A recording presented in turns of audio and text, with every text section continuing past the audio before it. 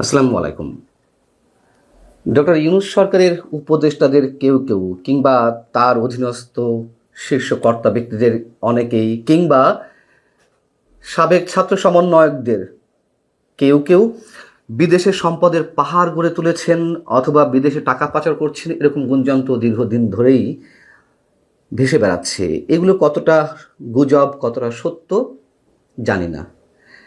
তবে বাস্তবতা হচ্ছে যে উপদেষ্টাদের কেউই এখনো পর্যন্ত তাদের সম্পদের হিসাব জমা দেয়নি। যেই সরকারের মেয়াদ শেষ হওয়ার বিষয়টি একেবারেই অন্তিম মুহূর্তে রয়েছে।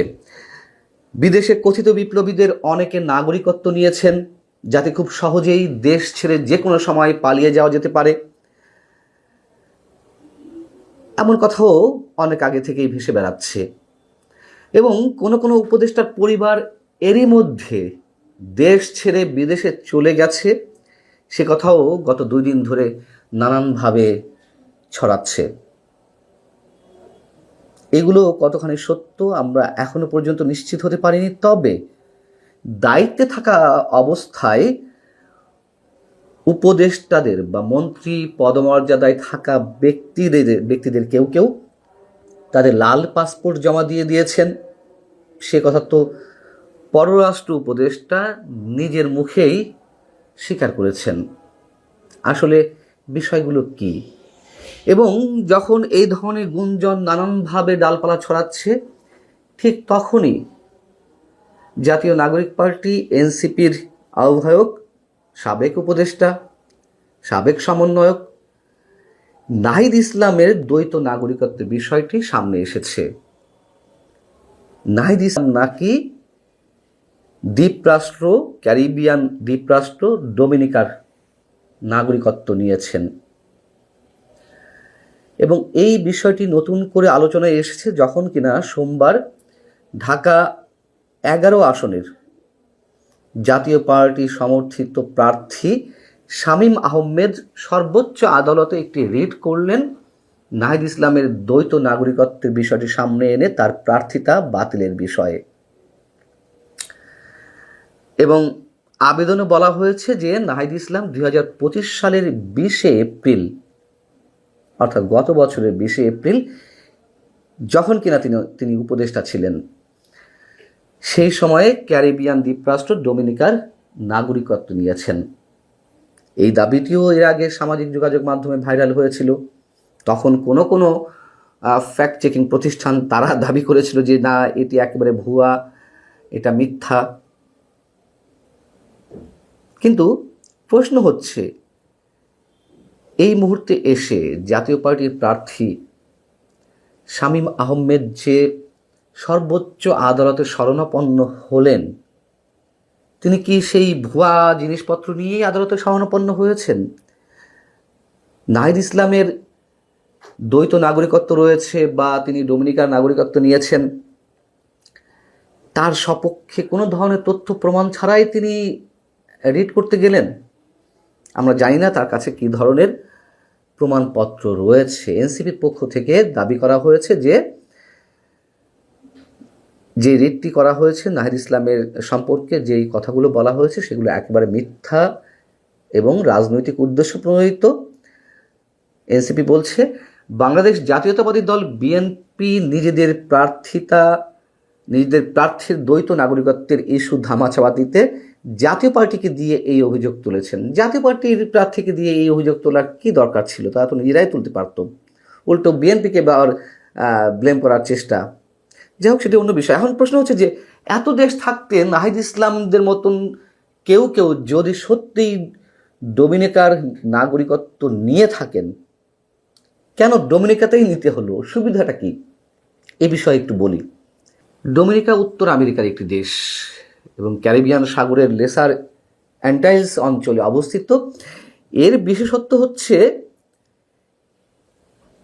এই দেশের সরকারি কোষাগারে কেউ যদি $1 লাখ অনুদান দেয় অথবা রিয়েল এস্টেট ব্যবসায় যদি কেউ $2 লাখ বিনিয়োগ করে, তাহলে খুব স্বাভাবিকভাবেই সেই ব্যক্তি ডোমিনিকার নাগরিকত্ব পেয়ে যান।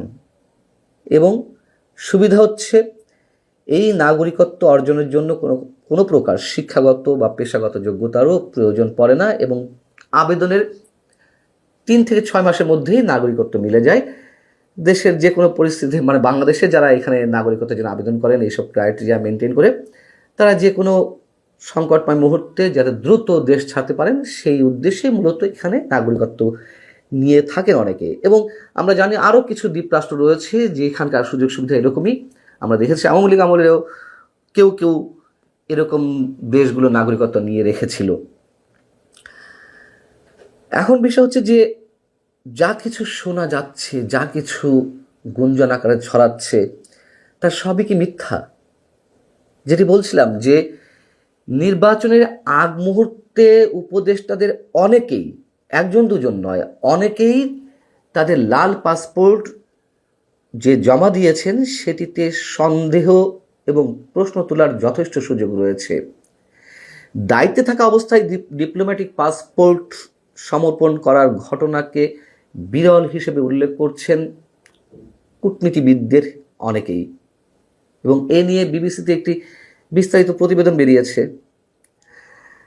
এদিকে ট্রান্সপারেন্সি ইন্টারন্যাশনাল বাংলাদেশ, যার নির্বাহী পরিচালক ডক্টর ইউনূস সরকারের খুবই ঘনিষ্ঠজন,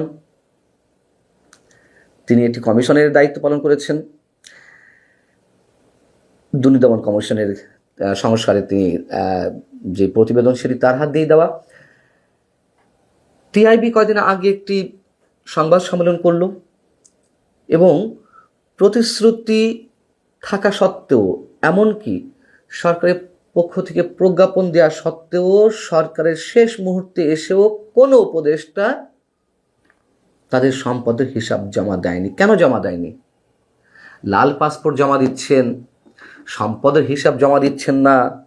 লাল পাসপোর্ট জমা দেওয়ার অর্থ হচ্ছে সাধারণ পাসপোর্ট নিয়ে যাতে আগে ভাগে ভিসা করে রাখা যায়, খুব সহজেই দেশ ত্যাগ করা যায় যে কোনো মুহূর্তে।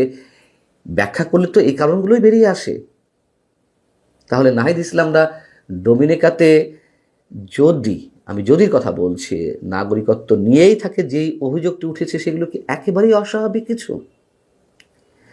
এবং ডক্টর ইফতিখারুজ্জামান যে সংবাদ সম্মেলনটি করেছিলেন উপদেষ্টাদের সম্পদ প্রকাশের বিষয়ে, তিনি কি বলেছিলেন? বর্তমান সরকারের সময়েও দেশে দুর্নীতি অব্যাহত রয়েছে এবং অন্তর্বর্তী সরকারের উপদেষ্টাদের সম্পদের হিসাব প্রকাশ না করা ভবিষ্যতের জন্য একটি খারাপ দৃষ্টান্ত হয়ে থাকবে। আমরা জানি না সামনের দিনগুলোতে আমরা কোন ধরনের চিত্র দেখতে পাবো, তবে এটুকু তোর চোখ বন্ধ করে একেবারে নিশ্চিত করে বলা যায়, আওয়ামী লীগ সরকারের 15.5 বছরে যে পরিমাণ দুর্নীতি হয়েছে, এই সরকারের গত 18 মাসে কোনো অংশে তার দুর্নীতি কম হয়নি। বরং সরকারের শেষ সময়ে এসেও যে বড় বড় চুক্তি করা হচ্ছে, বড় বড় মেগা প্রকল্প হাতে নেওয়া হচ্ছে একেবারে অন্তিম মুহূর্তেও, সেটি নিয়েও গত কয়েকদিন ধরে গণমাধ্যমে ক্রমাগতভাবে যে রিপোর্টগুলো প্রকাশিত হচ্ছে, সেই সবের পেছনে আসলে কি কারণ লুকিয়ে রয়েছে? 600 কোটি টাকা একাই পেতেন মিস্টার আশিক চৌধুরী, বেসরকারি বিনিয়োগ উন্নয়ন কর্তৃপক্ষের চেয়ারম্যান, যেটি একজন শ্রমিক নেতা অভিযোগ করেছে ডিপি ওয়ার্ল্ডের সাথে চুক্তি করতে পারলে চট্টগ্রাম বন্দর যদি তুলে দেওয়া হতো, নিউ মেরিন কন্টেনার টার্মিনালটি যদি তুলে দেওয়া হতো, তাহলে তিনি এই পরিমাণ টাকাই পেতেন। এক আশিক চৌধুরী বিডার চেয়ারম্যান হয়ে যদি এত টাকা বাগিয়ে নেওয়ার চেষ্টা করতে পারেন, যদি কিনা সত্য হয়, তাহলে আর বাকিদের ক্ষেত্রে আমরা কি বলতে পারি? ভালো থাকুন সবাই।